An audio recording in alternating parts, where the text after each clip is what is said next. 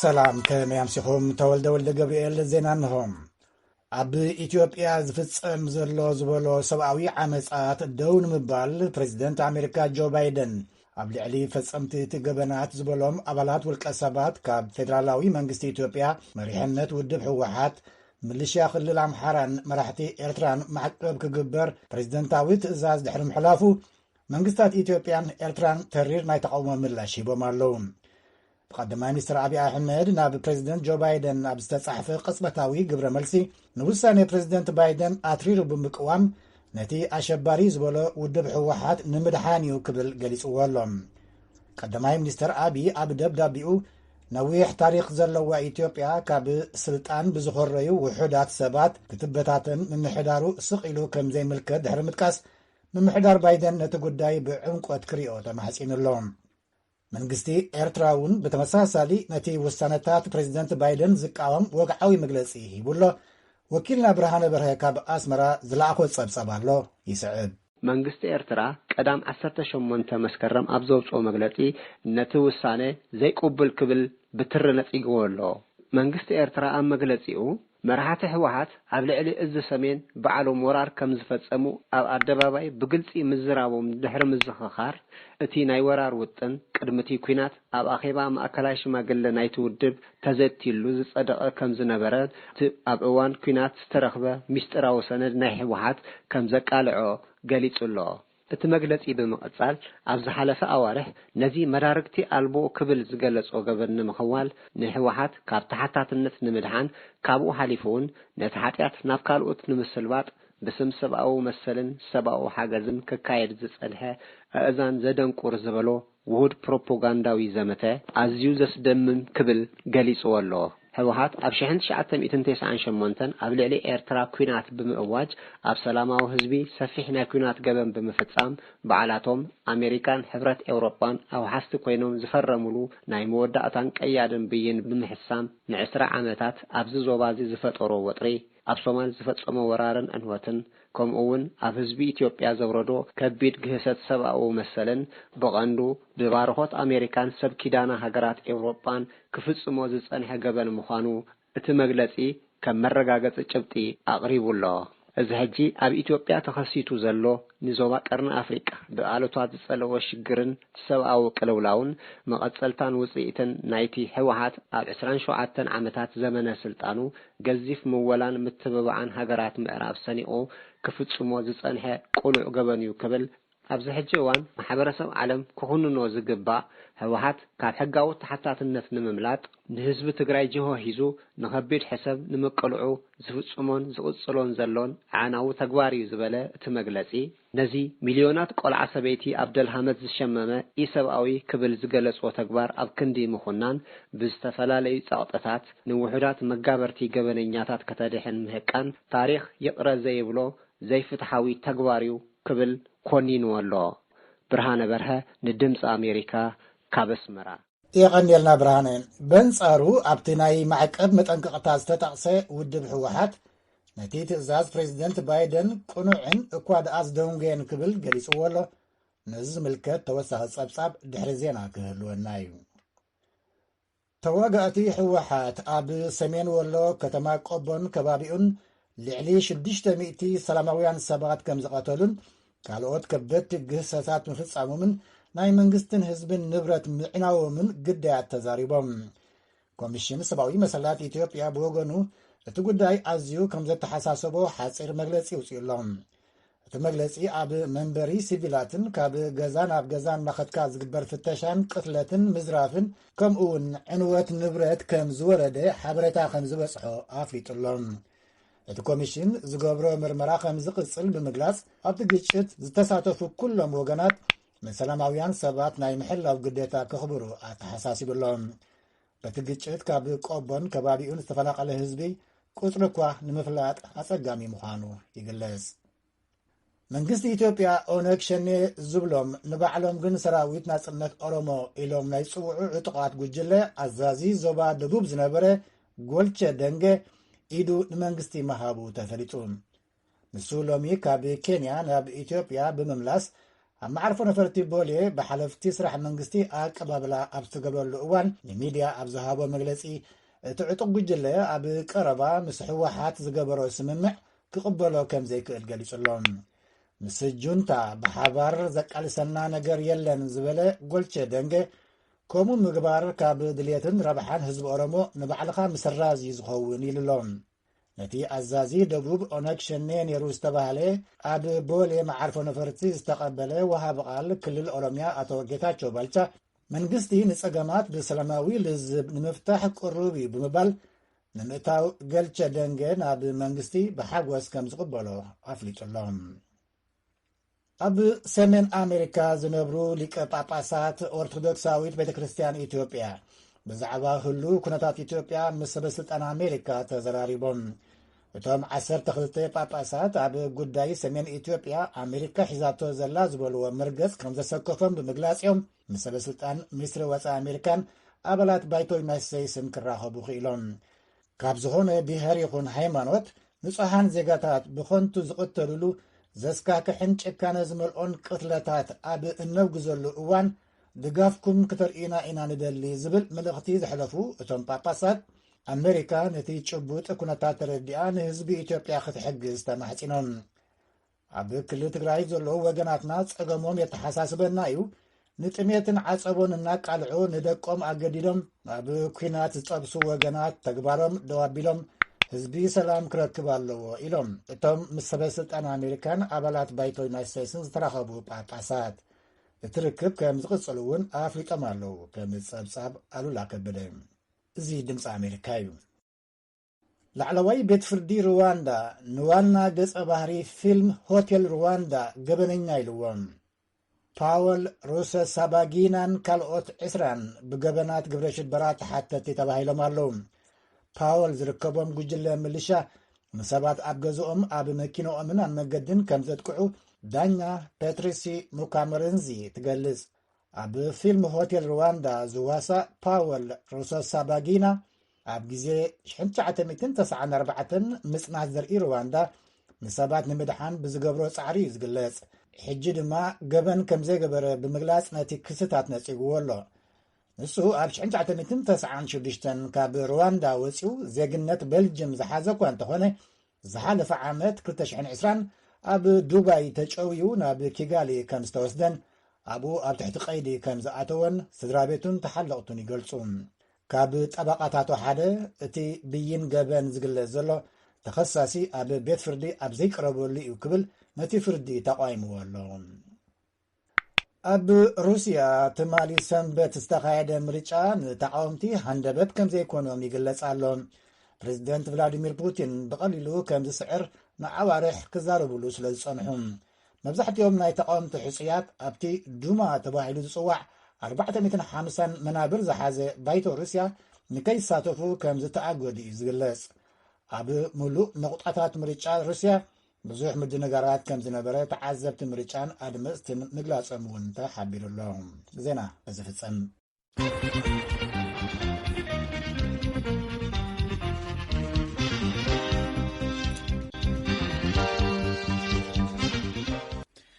ነመስግን ተወለን ዜና እዚ ሬድዮ ድምፂ ኣሜሪካ እዩ ናብ ናይ ሎማዓንቲ ጸብጻብ ክንሓልፍ መንግስቲ ትግራይ ፕሬዝዳንት ባይደን ቅልውላው ሰብኣውነትን ሰብኣዊ መሰላትን ኢትዮጵያ ብዝምልከት ኣብ ልዕሊ ዝተወሰኑ ሰባት እገዳታት ንምንባር ኣፈጻሚ ትእዛዝ ምፍራሞም ብጽኑዕ ይኣምን ክብል ንባዕሉ መንግስቲ ትግራይ ኢሉ ዝጽውዕ ፌደራል መንግስቲ ኢትዮጵያ ድማ ኣሸባሪ ኢሉ ብዝጽውዕ ሕወሓት ዝምራሕ ምምሕዳር መሊሱ ገብረ መድህን ኣብቲ መግለጽ ተመስሪቱ ዝሰርሖ ጸብጻብ ከም ዝስዕብ ክቐርብ እዩ ንርእሱ መንግስቲ ትግራይ ኢሉ ዝጽውዕ ኣካል ብቕድሚ ትማሊ ቀዳም 8 መስከረም 2014 ዓመተ ምህረት ኣብ ዘውፅኦ መልሲ ፕሬዚዳንት ባይደን ዝፈረምዎ ትእዛዝ እቲ ስጉምቲ ርትዓዊ ኣንፈት እዩ ኢልዎ ኣሎ መንግስቲ ትግራይ ንቀንዲ ሓሳባት ናይቲ ኣፈጻሚ ትእዛዝ ንምድጋፍን ንምኽባርን ኣብ ውሽጢ ዝተዘርዘሩ 3 ሸቶታት ንምዕዋትን ናይ ባዕሉ ታራ ንምብርካት ድልው እዩ ኢሉ ኣሎ ኣብ እዋን እቲ ግጭት ኣብ ልዕሊ ህዝቢ ትግራይ ወይ ካልእ ህዝቢ ገበናት ፈጺሞም ዝበሃል ውልቀ ሰባት ጉጅለታት ወይ ኣካላት ኣብ ምፍላይ ሓላፍነቱ ክዋጻእ እዩ ኢሉ እቲ መግለጺ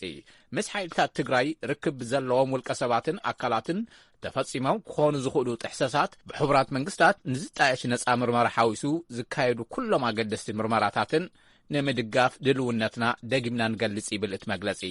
መንግስቲ ትግራይ መምሕዳር ጆ ባይደን መንግስቲ ዩናይትድ ስቴትስን ኮንግረስ ዩናይትድ ስቴትስን ብፍላይ ኣብ ትግራይ ብሓፈሻ ድማ ኣብ ኢትዮጵያ ንዘሎ ቅልውላው ሰላማዊ ፍታሕ ንምምጻእ ንዘካይድዎ ቀጻልን ሓናጽን ጻዕርታት ናእድኡ ንምግላጽ ይደሊ ዝበለ እቲ መግለጺ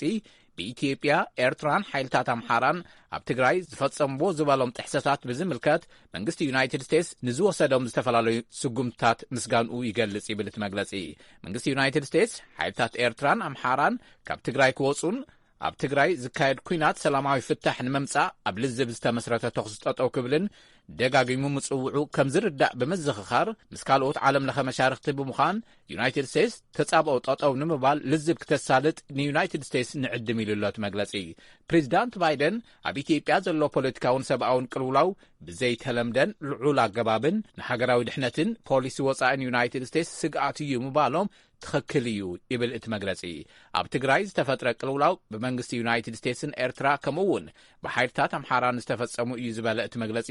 ኣብ ትግራይ አንጸላልዩ ዘሎ ሓደገኛ ዘስካሕክሕ ዓጸቦን ጥሜትን ንሚልዮናት ሰባት ስግኣት እዩ ኢሉሎ ጨካን ከበባ ንምውጋድን ዘይተደረተ ሰብኣዊ ረድኤት ንምስላጥን ወረርቲ ኢሉ ዝጸውዖም ሓይልታት ክወጹን ኣብ ልዝብ ዝተመስረተ ተኽስጠጠው ምባል ንምርግጋጽን ኣብ እዋን ኩናት ትግራይ ዝተፈጸሙ ኩሎም ጭካነታትን ብነጻ ኣካል ክጻረዩን ፈጸምቲ ናይቶም ገበናት ናብ ሕጊ ክቐርቡን ንዝካየዱ ዓለም ለኸ ጻዕርታት ሙሉእ ደገፍና ደጊምና ነረጋግጽ ኢሉሎት መግለጺ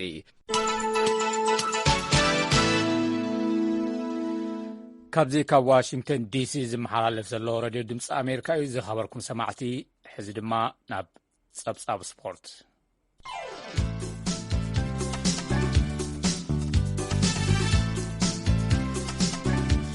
ከመይ ቀኒኹም ስፖርታዊ ዜና ክነስማዐኩም ብኣትሌቲክስ ክንጅምር ኢትዮጵያውያን ፀሓይ ገመቹን ኣምደወርቅ ወለልኝን ኣብ ኮፐንሃገን ጉያ ፍርቂ ማራቶን ተዓዊቶም ፀሓይ ዝኣተወትሉ ግዜ ንሃገር ሆክላንድ ትውክል ሲፈን ሓሰን ቅድሚ 3 ዓመት ሒዛቶ ንዝነበረ ናይቲ መወዳደሪ ስፍራ ሰዓት ዘመሓየሸ ኮይነሎ ጓል ሃገራ ሃዊ ፈይሳ ካልኣይ ኬንያዊት ቪቪያን ክፕሊገት ሳልሳይ ኣምደወርቅ ብወገኑ ንኬንያውያን ቀዲሙ ተዓዊቱሎ ብ59 ደቂቃን 10 ሴኮንድን ቫለንሲያ ስፓኞ እውን ቅድድም 15 ኪሎ ሜትር ጉያ ተኣናጊዳላ ኬንያውያን ብሒቶም ወለው ሰለስቲኡ ደረጃታት ብክልቲኡ ጾታ ማለት እዩ ኣብ ደቂ ኣንስትዮ ጆይስ ቺፕኪሞይ ግላዴስ ካረንጃን ኢማኑኤል ቦርን ካብ ቀዳማይ ክሳብ ሳልሳይ ኮይነን ኣቴንየን ኬንያውያን ኢማኑኤል ማይማሩ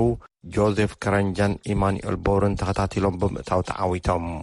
ሮማ ዓዲ ጣልያ ኣብ ዝተኣናገደቱ ቅድድም ማራቶን ብክልቲኡ ጾታ ቀዳማይን ካልኣይን ኬንያውያን ሳልሳይ ደረጃ ኣብ ክልቲኡ ውድድር ኢትዮጵያውያን ኮይኖም ኣለው ኩዕሶ እግሪ ገለ ካብ ውፅኢታት ፕሪምየር ሊግ ዓዲ እንግሊዝ ክንጠቕሰልኩም ኒውካስል 1 ሊድስ 1 ብሬንውድ 2 ወልቭስ 0 ኣርሴናል 1 ብረንሌይ 0 ኣርሴናል ካብ ዝቐነቶ ሕማቕ ብርኪ ትለዓል ዘላ ትመስል ሊቨርፑል ይቐንዓ ኣሎ ንክሪስታል ፓላስ 3-0 ቀፂዕታ ሻምፒዮን ዝነበረት ማንቸስተር ሲቲ ምስ ሳውዝሃምፕተን 0-0 ገለ ውሽጣዊ ጸገም ዘለዋ ይመስል ማንቸስተር ሲቲ ሮናልዶ ዝመርሓ ማንቸስተር ዩናይትድ ንዌስትሃም ብክንደይ ቅልስ 2-1 ስዒራታ ኣገራሚ ድራማ ኣጓኒፉ ኣሎ ትማሊ ሰንበት ምስ ማንቸስተር ዩናይትድ ማዕረ 1-1 ዝጸንሐት ዌስትሃም ብውሕዱ 2 ደቂቓ ኣብ ዝተረፈሉ እዋን ስሩዕ ግዜ ጸወታ ኣብ ዝተጸንቀቐ ሰዓት ማለት እዩ ፍጹም ቁላዕ መቕጻዕቲ ረኺባ ነይራ 2-2 ንኽትፈላለ ዝሕግዛ ወርቃዊ ዕድል ነይሩ እቲ ዘግርም ድማ ነታ ወሳኒት ፍጹም ቁላዕ መቕጻዕቲ ንክወስድ በዓላ ሚእታ ጋንታ ዝተሓረየ ካብ ሜዳ ወጻኢ ተተክአ ኮይኑ ዝውዕለ ተሰላፋይ እዩ ነይሩ ናብ ሜዳ ኣትዩ ነታ ፍጹም ቁላዕ መቕጻዕቲ ምስ ወሰደ ሓላዊ ማዕጾ ማንቸስተር ዩናይትድ ድዩ ኣምኪንዋ ወይ ነታ ፍጹም ቁላዕ መቕጻዕቲ ዝወሰደ ብዝኾነ ኣይተዓወተን ኣብ ናይ ትማሊ ግጥም ማን ዩናይትድ ሓላዊ ማዕጾኣ ዴግያ ንወሳኒት ፍጹም ቁላዕ መቕጻዕቲ ብምምካን ሊንጋርድ ድማ ነታ ካልኣይቲን ውቅብትን ሸቶ በመመዝጋብ ክዋኽብቲ ኮይኖም ኣለዉ። ብዝኾነ ሰደቓ ፕሪምየር ሊግ ቸልሲ ሊቨርፑልን ማን ዩናይትድን 13 ነጥቢ ሒዘን ብሸቶ ተማሪሐን ቀዳማይ ካልኣይን ሳልሳይን ይርከባ። ብራይተን ብ12 ነጥቢ ራብዓይ፣ ማንሲቲን ኤቨርተንን 10 ነጥቢ ሒዘን ሓምሻይ፣ ቶተንሃም ሻድሻይ። ኣብ ቀዳማይ ብርቂ ተሰሪዓ ዘላ ቸልሲ እውን ጽቡቕ መዓልቲ ውዒላ ኣላ። ንመጋጥምታን ቀንዲ መናሓንሕታን ቶተንሃም 3-0 ቐፂዓታ። ኣብ ቅድሚ ደገፍታን ኣብ ገዛእ ሜዳኣን ኣብ ኖርዝ ለንደን ጋንታ ቶተንሃም ከምዚ ዓይነት ስዕረት ዘጓነፋ ናይታ ጋንታ ክብረ ወሰን ሸቶታት ዝወነነ ጂም ግሪቭስ ኣብ መበል 81 ዓመቱ ኣብ ዝሞተላ ዕለት እዩ። ኣብቲ ስታድየም 62,000 ኣፍቀርቲ ኩዕሶ እግርን ደገፍቲ ቶተንሃምን ተረኺቦም ነይሮም። ኣብ ላሊጋ ግጥማት ስፓኝ ምዃኑ እዩ ጋንታ ሪል ማድሪድ ትመርሐላ። ቀንዲ መናሓንሕታ ዝነበረት ባርሴሎና ኣብ ጥቓ እውን ኣይበጻሕትን። ግዜያዊ ስርርዕ ዋላ እውን እንተኾነ ጋንታ ሪል ማድሪድ ብ13 ነጥብታት ትቐድመላ። ብ2 ነጥብታት ትሒታ 11 ነጥቢ ሒዛ ጋንታ ኣትሌቲኮ ካልኣይ፣ ቫሌንሲያ ሳልሳይ፣ ኤርትራ ስዊድናዊ ኣሌክሳንደር ኢሳቅ ዝስለፈላ ራብዓይ፣ ቢልባኦ ሓምሻይ፣ ባርሴሎና መበል 10 ትርከብ። መስደመም ኣብ ግጥማት ሊግ 1 ኣብ ፈረንሳ ዝካየድ ግጥማት ኩዕሶ እግሪ ሊዮነል ሜሲ ዝስለፈላ ፒኤስጂ ትመርሐላ ብ18 ነጥብታት። ኣብዛ ጋንታ እዚኣ ምስ ሜሲ ብራዚላዊ ኔይማር፣ ፈረንሳዊ ኤምቤፔን ካልኦት ኣዝዮም ብርቱዓት ተጻወትቲ ኩዕሶ እግሪ ዝስለፉላ ጋንታ እያ። ማርሴይ ካልኣይ፣ ሌንስ ሳልሳይ፣ አንገርስ ራብዓይ፣ ኒስ ሓምሻይ ይርከቡ። ስፖርታዊ ዜና ተፈጺሙ።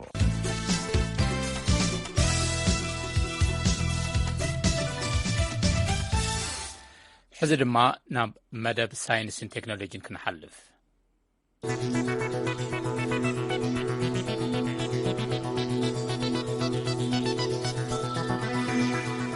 ኣብ ናይ ሎሚ መደብ ሳይንስን ቴክኖሎጂን ንፈላሚ ጉዕዞ ናይ በጻሕቲ ህዋ ኢና ክንርኢ። ስፔስ ኤክስ ዝተባህለት መንኰርኰር ህዋ ክዛወሩ ንዝኸዱ 4 ተራ ሰባት ሒዛ ናይ 3 መዓልታት ዑደታ ፈጺማላ። ብኣገልግሎት ዜና ኣሶሽትድ ፕረስ ንዘዳለወ ጽሑፍ ኣብርሃም ተስፋልኡል ተርጊምዎ ኣሎ። ንንባብ ናብ ገብረ መድህን። ንፈለማ እዋን ካብ ምርምር ጠፈር ወጻኢ ብበጻሕቲ እሞ ድማ ምኩራት ጠፈርተኛታት ዘይኮኑ ተሳፈርቲ ዝሓቐፈት ስፔስ ኤክስ ዝተባሃለት መንኰርኩር ህዋ ናይ 3 መዓልታት ዑደት ወዲኣ ተመሊሳላ። እታ 4 ሰባት ዝጸዓነት መንኰርኩር ህዋ ብሰንበትያ ኣብ ከባቢ ፍሎሪዳ ዝርከብ ኣካል ኣትላንቲካዊ ውቅያኖስ ዓሊባ። ከምዚ ዝመስል ዑደት ብዘይ ሞያውያን ጠፈርተኛታት ክካየድ እዚ ንፈለማ እዋን እዩ። ንዑደት እዛ መንኰርኩር ህዋ ዝመወለ ቢልዮነር ተራ ሰባት እውን ኣብ ዙርያ ጠፈር ክዘናግዑን ክበጽሑን ተኽእሎ ከም ዘለዎም ንምርኣይ ምዃኑ ይገልጽ። ብዘይካቲ ናይ ጠፈር ጉዕዞ እቶም በጻሕቲ ንማእኸል ምርምር ሆስፒታል ህፃናት ቅዱስ ጁዲ ዝውዕል ሚልዮናት ገንዘብ ንምምዋል ኣኽኢልዎም እዩ። ሓንቲ ካብቶም 4 ተጓዓዝቲ ኣብቲ ሆስፒታል ተሓኪማ ካብ ናይ አንጉዕ ካንሰር ዝድሓነት እያ። ስፔስ ኤክስ ዝተባሃለ መንኰርኩር ብቢልዮነር ኤልያን ማስክ እትውነን ኮይና ነቶም 4 ፈላሚ በጻሕቲ ከዓ ክንዮ ምርመራዊ ስራሕ ጠፈር ንፍጹም ምዝንጋዕን ምርኣይን ዝተጓዓዙ ፈላሞ ናይ ክብሪ ኣጋይሽ እቲ ቢልዮነር እዮም። ካብ ቅድሚኣ ዝነበራ ዓይነታት መንኰርኩር ከም እትፍለ ዝተሓበረት ስፔስ ኤክስ ሙሉእ ብሙሉእ ካብ ቁፅር ሰብ ወጻኢ ክትዝወር እትኽእል ኮይና ካብቲ ቅድሚ ሕዚ ብመንኰርኩራት ጠፈር ዝበጽሕ ዝነበረ ብራኸ ልዒላ ከም እተጓዓዘት እውን ተፈሊጡ ኣሎ። 585 ኪሎ ሜትር 363 ማይል ማለት እዩ። ልዕሊ ጽፍሒ ባሕሪ ዝተጓዓዘት እዛ መንኰርኩር ካብታ ናይ ቅድሚ ሕዚ ዝለዓለ ብራኸ ዝበጽሐት ኢንተርናሽናል ስፔስ ስቴሽን ዝተባሃለት መንኰርኩር ብ160 ኪሎ ሜትር ወይ ድማ 100 ማይል ዝልዕል ብራኸ ተጓዒዛላ። እቶም ተጓዓዝቲ ድማ በቲ ኣጉሊሑ ዘርኢ ዓብዪ መስኮት ኣቢሎም ንመሬት ክዕዘቡ ክኢሎም እዮም። ፈለማ ናብ ህዋ ዝተለኣኸት ኣፖሎ 9 ዝተሰሜት ኣብ 1969 ዑደት ዝፈጸመት እያ። እዛ ብኤልያን ማስክ እትውነን ስፔስ ኤክስ ድማ ኣቐዲማ 2 ግዜ ተመራመርቲ ስነ ህዋ ናሳ ሒዛ በሪራ ነይራ። ነዚ ዑደት ዝመወለ ወዲ 38 ዓመት ኣዋፋሪ በዓል ዋኒንን ኣብራሪ ነፋሪትን ጃርድ ኣይዛክማን እዩ። ኣይዛክማን ንምርምር ሆስፒታል ህፃናት ቅዱስ ጁድ ዝውዕል 200 ሚልዮን ኣሜሪካ ገንዘብ ንምውፃእ ብዝብል ዕላማ እዩ ነቲ ሓሳብ ኣንቂልዎ። ባዕሉ $100 ሚልዮን ከዋጽእ እንከሎ ንሓንቲ ካብተን 4 ዕፃ ሎተሪ ወዲቁላ ብዘይካቲ በዓል ጸጋ እቶም ምስኡ ሓቢሮም ዝተጓዓዙ ጓል 29 ዓመት ሓጋጋዚት ሓኪም ሃይሊ አርሰንከስ ካብ ቅዱስ ጁድ ሆስፒታል ብሎተሪ ዝተዓወተ ወዲ 42 ዓመት ክሪስ ሰምቦርስኪ ከምኡውን ጓል 51 ዓመት ሺያን ፕሮክትሮ እዮም ተጓዓዝቲ ክሳብ ወርሒ መጋቢት ኩላቶም ዘይፈለጡ ደኣ ይጽንሑ እምበር ድሕሪኡ ግን ን6 ኣዋርሕ ዝኣክል ብሓባር ኣብ ልምምድን ምድላዋትን እዮም ጸኒሖም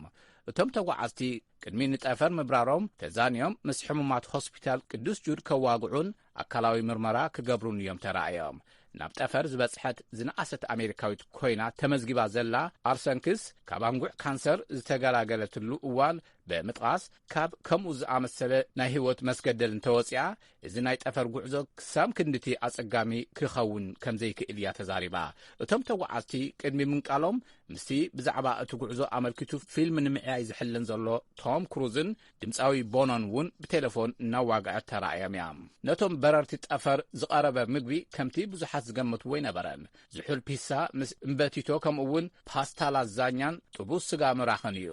ጉዕዞ ናብ ህዋ ቅድሚ 60 ዓመታት ዝጀመረ ኮይኑ ዛጊድ ኣስታት 600 ዝኾኑ ሰባት ዑደት ፈጺሞም ኣለዉ ምስ ምጅማር ንምዝናይ ዝኸውን በረራታት ጠፈር ግን ሕዚ ኣብ ዓመት ክሳብ 6 ዝበጽሕ ጉዕዞ ክህሉ ከም ዝኽእል ይግመት ድሮኳ ዝመጽእ ጉዕዞታት ስፔስ ኤክስ ተታሒዘን ኣለዋ ኣብ ፈለማ ዋርሕ ናይ ዝመጽእ ዓመት ተመዲቡ ኣብ ዘሎ ጉዕዞ 3 ሰብ ዋኒን ዝጓዓዝዎ ኮይኑ ነፍሲ ወከፍ $55 ሚልዮን ክኸፍሉ እዮም ኣብ ወርሒ ሓምለ ናይዚ ዓመት እዚ ሰብ ጸጋ ጄፍ ቦይዘን ሪቻርድ ብራንሶስን ብናይ ባዕልቶም መንኮራኩር ናብ ህዋ ተጓዒዞም ምንባሮም ዝዝከር ኮይኑ ጉዕዞኦም ግን 15 ደቂቕ ጥራሕ ይወሲዱ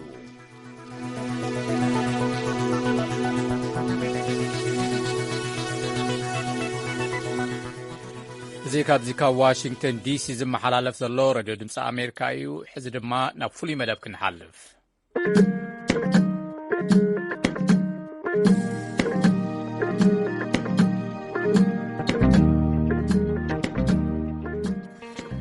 ኣብ መቐለ ዝርከብ ቤተ መዘክር ሃፀይ ዮሃንስ ንነበርቲ ከተማ መቐለ ክፍቲ ምዃኑ ተፈሊጡ ወኪልና ኣለም ፍስሓ ካብ መቐለ ንሓላፊ ምምሕዳርቲ ቤተ መዘክር ኣዘራሪቡ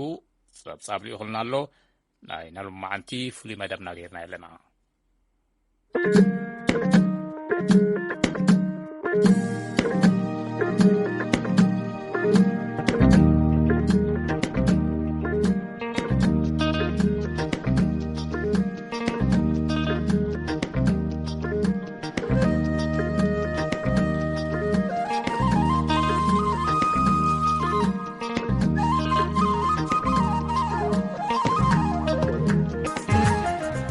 ሚድየም ቤተ መንግስታት ዮሐንስ ካብ ዓርብ ጀሚሩ ንሰለስተ መዓልታት ንነበርቲ ከተማ መቐለ ክፍቲ ምዃኑ ሓላፊ ምምሕዳር ሙዚየም ቤተ መንግስቲ አፄ ዮሐንስን በዓል ሞያ ሓለዋ ቅርስን ኣይተ መብራህቲ ገብረመድህን ገሊጾም ቤተ መንግስታት ዮሐንስ ካብ 1894 ክሳብ 1898 ዓመተ ምህረት በአፄ ዮሐንስ ተሰርሐ ምዃኑ ኣይተ መብራህቲ ይዛረቡ ቤተ መንግስታት ዮሐንስ በቲ ግዜ ዋና ከተማ ኢትዮጵያ መቐለ ስለ ዝነበረት ን17 ዓመት ቤተ መንግስቲ ኮይኑ ጸኒሑ ይብሉ ኣይተ መብራህቱ ያው ቤተ መንግስት አፄ ዮሐንስ ካፍቶ ስሙን ከጅምር ከሎ ናይ አፄ ዮሐንስ ቤተ መንግስት እንዴ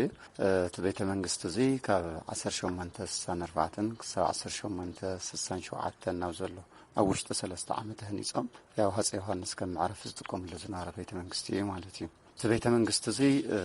ን17 ዓመት ዝኣክል ናይ አፄ ዮሐንስ ዘመን ከም ቤተ መንግስት ኮይኑ ከም ግብር መገበር ኮይኑ ይዘገልግል ነይሩ ቤተ መንግስቲ دحراي خعاد هرهات يوحنس موت دقم زنورلو نايل أولان منبر خوينيو صنيحو مالتي بركت زبل عامتات دحراي خا موداتا مودع درجه كابي سغورنا تحويسو كم مزيم خوينو نكغلغلون تكيرو نيرو سوي صنحن حدا عامت كابي صنيحو دحراي عندنا درج ملوء بملوء مسودقه اب تحت بحلنا تريزم خوينو كم مزيم خوينو يزغلغل نيرو مالتي ስለዚህ ስካብ 2004 ምስትግራይ ባህልና ቱሪዝም ኮይኑ ከም ሙዚየም ኮይኑ የገልግል ነይሩ ካብ 2004 ስካብ ሕዚ ዘሎ ሰዓት እንደገና ኣብ ትሕቲ ፌደራል መንግስቲ ኮይኑ ከም ሙዚየም ኮይኑ እናገልገለ ዝርከብ ማለት እዩ ቤተ መንግስታት ዮሐንስ በቲ ግዜ ክልተ ዓይነት ግልጋሎት ይህብ ነይሩ ብዘይ ካዚ ናይ ባዕለን ዋኒን ዝነበረት ሰለስተ ቡለካት ከም ዝነበራውን ኣይተ መብራህቲ ወፅኦም ገሊፆም መንግስታት ዮሐንስ እቲ ዓብዪ ኣዳራሽ 10 ዓመታት ዘለዎን ኣብ 3 ዝተመቐለን ኮይኑ መራሕቲ ሰራዊት ሃይማኖት መራሕትን መኳንንትን ዝቕመጥሉ ነይሩ ይብሉ ኣይተ መብራህቲ ገብረመድህን ኣብቲ ሕዚ ሰዓት እንደገና ከም ሙዚየም ኮይኖም ዘገልግለሉ ሰዓት ታ ግብረ ኣዳራሽ እንታይ ዓይነት ግብሪ ይካየድ ከም ዝነበረ ዝሕብሩ ዝተፈላለዩ ዓይነት ቅርስታት ሒዛ ትርከብ أنوي وشتا 10 عمدታት ኣለዋ ተን ዓንዲታት እንስሳትን ናይ ባዕለን ትርጉም ኣለወን ነቲ ክፍሊ ኣብ 3 ከፊለን እየን ዝርከባ ማለት እዩ ስለዚ ኣብ 3 ከፊለን ይርከባ ክብል ከለኹ ቶም ዝነብሩ ናይቶም ሶሳይቲ ናይቶም ሕብረተሰብ ስልጣኑ ናብ 3 ዝተኸፈለ እዩ ነይሮም ማለት ጦር መራሕቲ በሓደ ገጽ ይቕመጡ ነይሮም ሃይማኖት መራሕቲ በሓደ ገጽ ይቕመጡ ነይሮም ቶም መኳንንቲ ደጋ በሓደ ገጽ ይቕመጡ ነይሮም ስለዚ ኣብ 3 ተኸፊለን ቶም ኣቀማምጣ ስርዓቶም እንደገና ኣብ 3 ዝተኸፈለ ምዃኑ ዝሕብር እዩ ካብኡ ኣብቲ ግብረ ኣዳራሽ ውሽጢ ንውሽጢ እቱ ኢልኻ ዝተወሰነት ክፍለላ ሃፀይ ዮሐንስ ምስ ዓሌቶም ምስ ቤተሰቦም ዝቕመጡላ ዝነበረት ናይ መኳንንቲ ኣዳራሽ እውን ኣላፍታ ውሽጣ ማለት እዩ ብዙ መልክዕ እዚ ግብሪ ዝካየደሉ ዝነበረ እዩ ካብኡ ካብቲ ግብረ ኣዳራሽ ውፅእ ኢልና 38 ደረጃ ንላዕሊ ወፂና እንደገና ናይ ሃፀይ ዮሐንስ ዙፋን ክፍሊ ኢና ነግኒ ስለዚ ፍቲ ዙፋን ሃፀይ ዮሐንስ ገበን ዝፈጸመ ሰብ ፍርድ ዝህብሉ ዝነበረ ውሳነ ዝሕልፍሉ ዝነበረ ክፍሊ እውን ነግኒና ካብኡ ንምዕራብ ገጹ እንደገና ናይ ሃፀይ ዮሐንስ ቤተ ጸሎት እውን ንረክብ ኢና ማለት እዩ ምክንያቱ ሃፀይ ዮሐንስ ግዜ ክልተ ቤተ ጸሎት ነይርዎ ናይ ቅዱስ ገብርኤልና ናይ ቅዱስ ሚካኤል ታቦት ነይሩ እዚ ያው በብመዓልቱ ይዕጠን አቅሽተ ነይሮም ናይ ባዕሉ ማለት እዩ ስለዚ ታንጻ ዚኣቱ አገልግሎት እዚ ተብ ነይራ ታልደው ገጽ ዘላ ህንጻ እንደገና ናይ ሃፀይ ዮሐንስ መደቀሲቶም ናይ ሃፀይ ዮሐንስ ሳሎኖም ናይ ሃፀይ ዮሐንስ ናይ ፈረሶምና ናይ በቕሎም ካብኡ ከዓ ክችን ሒዛ ያው ፍትእዋን ንሱ ዝጥቀምዎም ዝነበሩ ቅርስታት ኣብነት መደቀሲኦም ክንብል ከለና ዓራቶም ሳሎኖም ክንብል ከለና ፍቲ ሳሎኖም ዝጥቀምዎም ዝነበሩ ከም በዓል ካውያ ፋኑስ ዝሓዘት ክፍለላ ናይ ፈረሶም ናይ በቕሎም መእሰሪ ዳሕራይ ካፍቱ ናይ መኳንንቲ ግዜ እንደገና ናይቶም መኳንንቲ ጸሓፍቲ ዝቕመጡለን ዝነበራ ክፍልታት ኣለዋ ኣፍታ ክሽነ ዝነበረት እንደገና ብሙሉ ናይ ክሽነ ኣቑሑታት ሒዛ ትርከብ ማለት እዩ ፍቲ ሰዓት ኣፍቲ ሕዚ ሰዓት ኣብ ምድሪ ቤተ መንግስቲ ሃፀይ ዮሐንስ ተቐመጡ ዝተፈላለዩ መሳርሒ ጦር ኣልባሳትን ቁሳቁሳትን ከም ዝነበሩ ኣይተ መብራህቲ ወፅኦም ገሊፆም ናይ ሃፀይ ዮሐንስ ገልጹልና ብፍላይ ናይ ሃፀይ ዮሐንስ ካፓታት ኣለዉ ሃፀይ ዮሐንስ ኣብ መዋዕሎም ዝጥቀምዎም ዝነበሩ ጦር መሳርሕታት ነይሮም ብሙሉኦም ሃፀይ ዮሐንስ ዝጥቀምዎም ዝራኖም ሽጉጦም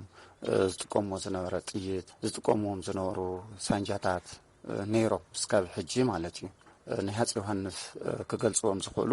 ኣብ ጦር ግዜ ዝጥቀምዎ ካፓ ነይሩ ሰላም ግዜ ዝጥቀምዎ ካፓ ኣሎ እሶም ዝጥቀምዎም ጦር መሳርሕታት ኣለዉ ባዕሎም ብይን ዝህብሉ ዙፋኖምና ዙፋን ወንበሮም ተቐሚጡ ኣሎ ካብኡ ሓሊፉ እንደገና